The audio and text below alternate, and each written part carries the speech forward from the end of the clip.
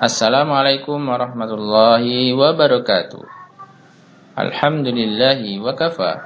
Wassalatu wassalamu ala nabiyil mustafa wa ala alihi wa sahbihi ahli sidqi wal wafa. Amma ba'd. Alhamdulillah, syukur kepada Allah.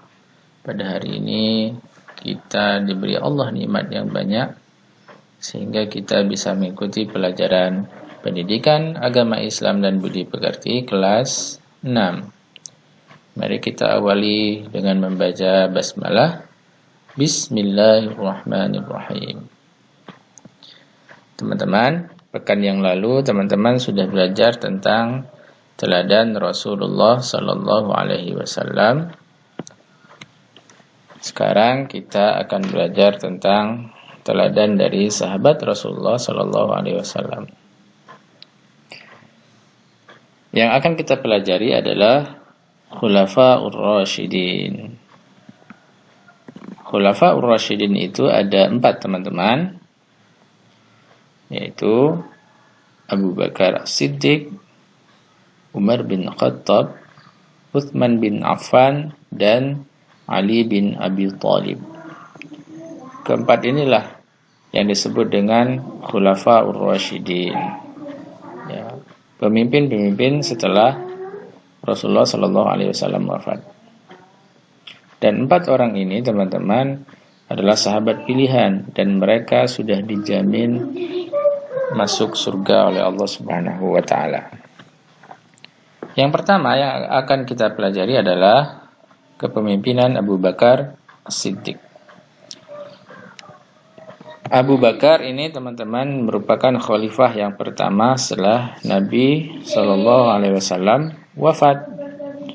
Nah, umurnya dengan Rasulullah itu bedanya hanya 2 tahun. 2 tahun dia lebih muda dari Rasulullah. Dan dia merupakan teman kecilnya Nabi Muhammad Sallallahu Alaihi Wasallam. Dilahirkan pada tahun 571 Masehi. Nah, sebenarnya nama beliau aslinya adalah Abdullah bin Abi Quhafah. Pakai Q ya teman-teman. Kemudian H, Quhafah At-Tamimi, bukan At-Taimi tapi At-Tamimi. Gelar Abu Bakar, nah beliau kan disebut Abu Bakar, diberikan karena ia adalah orang yang paling cepat masuk Islam. Ketika Rasulullah menceritakan bahwa dia adalah Nabi dan Rasul, nah Abu Bakar ini adalah orang yang tidak perlu berpikir panjang karena dia mengerti dengan detail bagaimana Rasulullah SAW keadaannya. Nah, makanya dia langsung bersyahadat dan masuk Islam. Teman-teman ingat, pintu gerbang bagi orang yang bukan agama Islam, kalau dia mau masuk Islam, maka pintu gerbangnya adalah bersyahadat. Yang teman-teman sering baca ketika belajar setiap membaca tahiyat awal dan tahiyat akhir di setiap sholat. Kemudian As-Siddiq diberikan, ya, ini gelar teman-teman, diberikan karena dia membenarkan peristiwa Isra dan Mi'raj Nabi Muhammad. Ketika Rasulullah menceritakan tentang Isra Mi'raj, perjalanan dari Mekah ke Palestina, kemudian naik ke Sidratul Muntaha yang disebut dengan Isra Mi'raj, yang dilakukan hanya dalam 1 malam, maka ketika diceritakan orang-orang tidak percaya. Tetapi ketika Abu Bakar mendengar peristiwa itu, maka dia langsung membenarkan. Karena Rasulullah tidak pernah berbohong. Dia disebut Al-Amin, orang yang dapat dipercaya. Nah, Abu Bakar ini makanya dia sekarang dikenal dengan nama Abu Bakar As-Siddiq. Abu Bakar memimpin dari tahun 632 Masehi sampai 634 Masehi. Berarti beliau menjadi khalifah itu selama 2 tahun. Dia ini adalah orang yang sangat lembut dan dia selalu meniru perilaku Nabi Muhammad SAW. Apa sifat atau perilaku yang dapat diteladani dari beliau? 1, dia suka bermusyawarah. Ingat teman-teman, musyawarah mengambil keputusan bersama dan mengambil keputusan yang terbaik. Beliau sangat perhatian dengan rakyatnya, membantu yang kekurangan. Nah, teman-teman, suatu ketika ada yang bernama Unaisar berkata, "Hai Abu Bakar, apakah engkau masih dapat menolong kami memerah susu kambing seperti sebelum menjadi khalifah?" Jawab Abu Bakar, "Insya Allah aku akan tetap bersedia menolong kamu." Jadi meskipun dia sudah menjadi pemimpin, dia tetap selalu menolong rakyatnya. Nah, teman-teman, apa yang dilakukan oleh Abu Bakar yang ketika dia menjadi khalifah, ya, yang dilakukan Abu Bakar ketika menjadi khalifah, yaitu adalah membangun atau mendirikan Baitul Mal. Jadi teman-teman diingat, jasa Abu Bakar ketika menjadi khalifah, sebutkan salah satu yaitu Baitul Mal. Yaitu Baitul Mal. Bait itu artinya rumah, mal itu harta, rumah harta. Nah, maksudnya adalah lembaga yang mengurusi kas dan keuangan negara. Ya. Dari sinilah, dari uang inilah membantu fakir miskin, membantu apa saja. Nah, pada masa Abu Bakar ini juga Umar bin Khattab mengusulkan agar Al-Quran itu dikumpulkan karena banyak yang penghafal Al-Quran yang meninggal. Khawatir nanti Al-Qurannya hilang, makanya Umar bin Khattab mengusulkan kepada Abu Bakar agar Al-Quran dikumpulkan. Akhirnya ditulislah Al-Quran itu, yang tadi ditulis di pelepah, kurma, di tulang, di batu, semua dikumpulkan di masa Abu Bakar. Ya, jadi teman-teman, di Abu Bakar ini adalah beliau orang yang suka bermusyawarah, perhatian dengan rakyatnya, dan jasa ketika dia menjadi khalifah adalah membangun Baitul Mal. Ada lagi, yaitu memerangi orang-orang yang murtad, yang mengaku sebagai nabi. Banyak yang mengaku nabi ketika masa Abu Bakar. Di antaranya adalah Musailamah al-Kadzab. Berikutnya teman-teman, kita akan belajar tentang kepemimpinan Umar bin Khattab. Umar bin Khattab khalifah yang kedua. Ingat, yang pertama tadi khalifah Abu Bakar, yang kedua khalifah Umar bin Khattab. Nama lengkapnya adalah Umar bin Khattab bin Abdul Uzza. Menjadi khalifah pada tahun 634 Masehi sampai 644 Masehi, atau selama 10 tahun. Kalau Abu Bakar 2 tahun, kalau Umar 10 tahun. Beliau pemberani. Nah, ini sifat-sifatnya. Pemberani, jujur, adil, tegas, bijaksana, tanggung jawab terhadap rakyatnya. Dan beliau juga sederhana. Ya. Walaupun menjadi khalifah, dia suka menjahit sendiri pakaian-pakaian yang sudah robek. Ya. Dia juga suka bermusyawarah. Jadi ketika menentukan pemimpin berikutnya, mereka selalu bermusyawarah.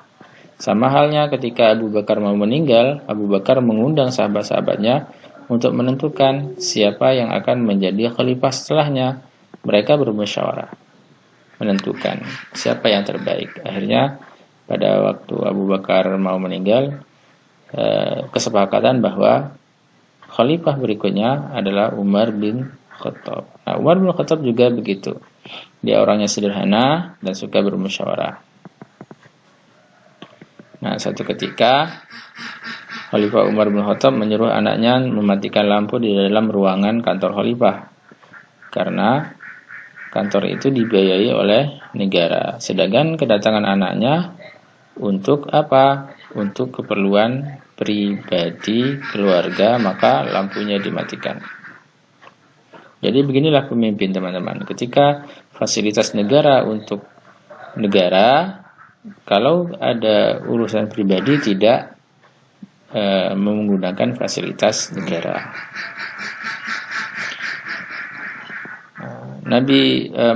Umar bin Khattab itu adalah orang yang sederhana dan tanggung jawab.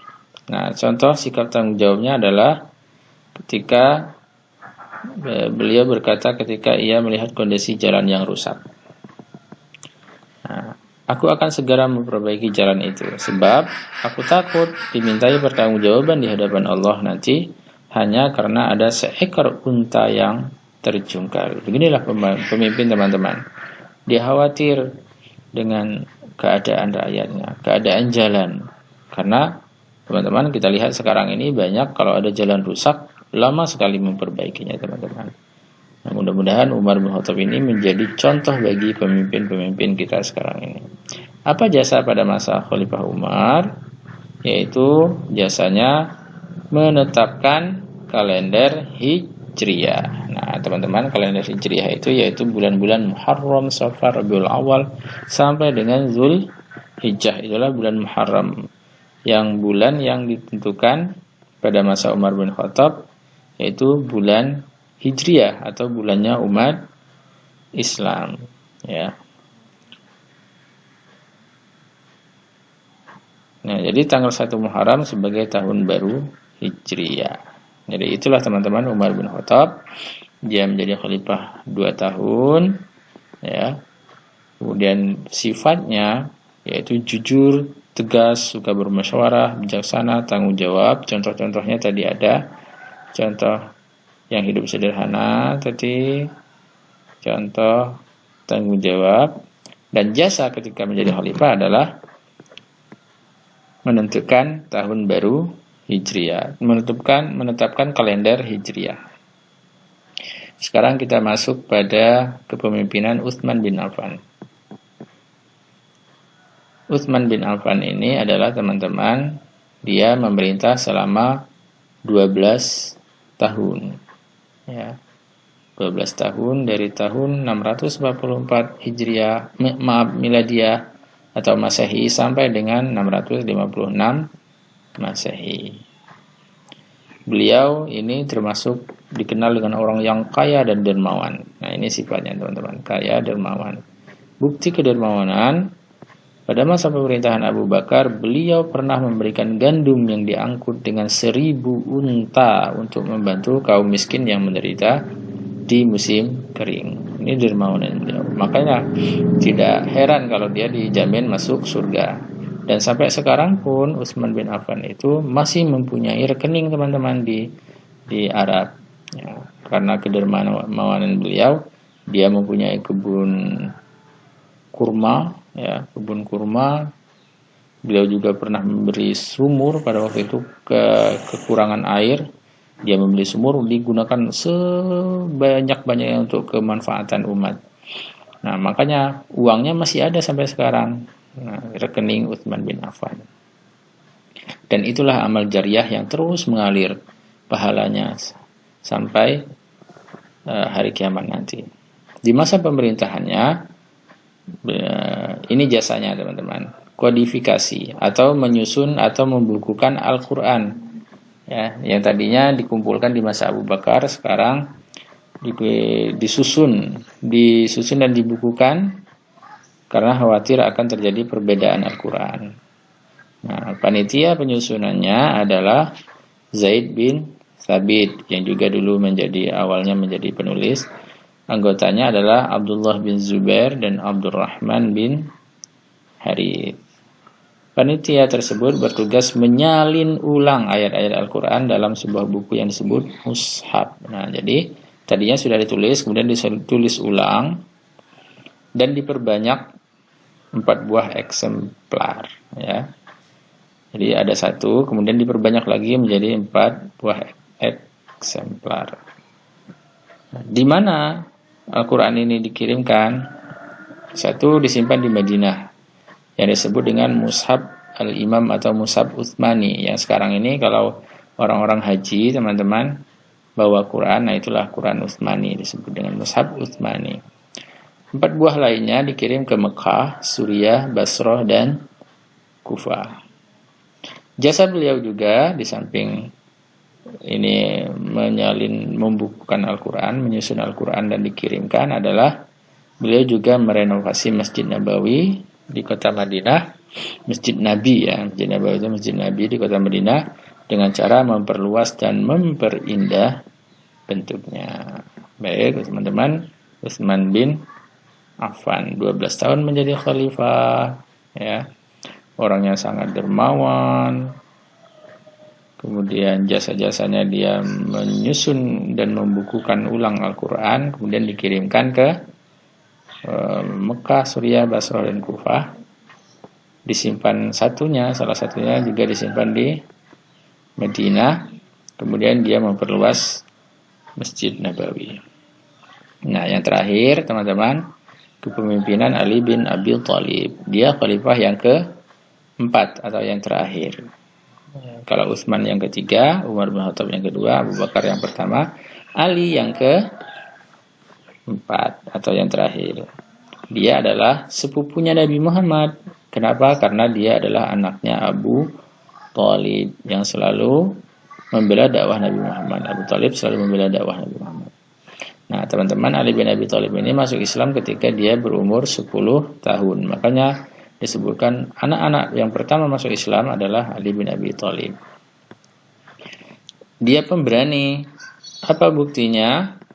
Dia berani menggantikan tidur Rasulullah ketika pemuda-pemuda Quraisy yang ingin menyakiti Rasulullah, yang ingin membunuh Rasulullah.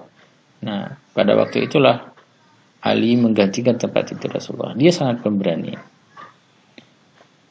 Masa pemerintahannya atau masa khalifahnya itu selama 5 tahun.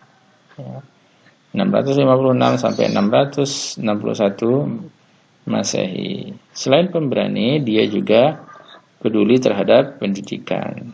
Contoh, beliau mendirikan beberapa madrasah untuk tempat belajar anak-anak. Jadi teman-teman, jasa Ali bin Abi Thalib masa pemerintahnya adalah mendirikan madrasah. Madrasah itu sekolah. Dalam menjalankan roda pemerintahan, dia mengharuskan pegawainya jujur, cakap, dan bertanggung jawab. Beliau juga memajukan bidang ilmu bahasa, mengembangkan bidang pembangunan, terutama di kota Kufah sebagai pusat ilmu tafsir, ilmu hadis, ilmu nahwu, dan ilmu pengetahuan lainnya. Jadi teman-teman, Ali bin Abi Thalib khalifah yang keempat, menjadi khalifah selama 5 tahun. Sifat atau kepribadian beliau adalah dia orang yang sangat pemberani, orangnya cerdas, ya, pintar. Jasa-jasanya selama menjadi khalifah mendirikan madrasah, memajukan bidang ilmu bahasa. Baik, sekarang bagaimana sikap kita setelah mempelajari teladan dari 4 sahabat Nabi tadi atau Khulafaur Rasyidin?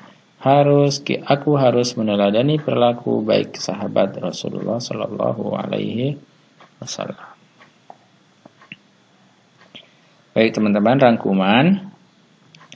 rangkumannya adalah Abu Bakar memiliki sifat lemah lembut. Ya, dia sangat lembut sekali teman-teman. Kalau sholat itu selalu menangis. Ingat, orang yang menangis ketika sholat, insya Allah air matanya itu atau matanya itu akan terhindar dari siksa api neraka. Orangnya sabar, pantang menyerah, berwibawa, dermawan, adil, bijaksana, serta suka bermusyawarah. Dipilih salah satu saja supaya ingat, lemah lembut, atau salah 2, salah 3. Lemah lembut, sabar, suka bermusyawarah. Ini saja, lemah lembut, dermawan, adil, dan bijaksana, suka bermusyawarah. Umar bin Khattab memiliki sifat cerdas, tegas, pemberani, berwibawa, sederhana, bijaksana, suka bermusyawarah, sangat mengutamakan kepentingan rakyat. Nah, dihafalkan saja teman-teman. Yang paling enak diingat apa? Tegas, pemberani, sederhana, bermusyawarah. Utsman bin Affan santun, sabar, dermawan, adil, sederhana, dan sangat sholih.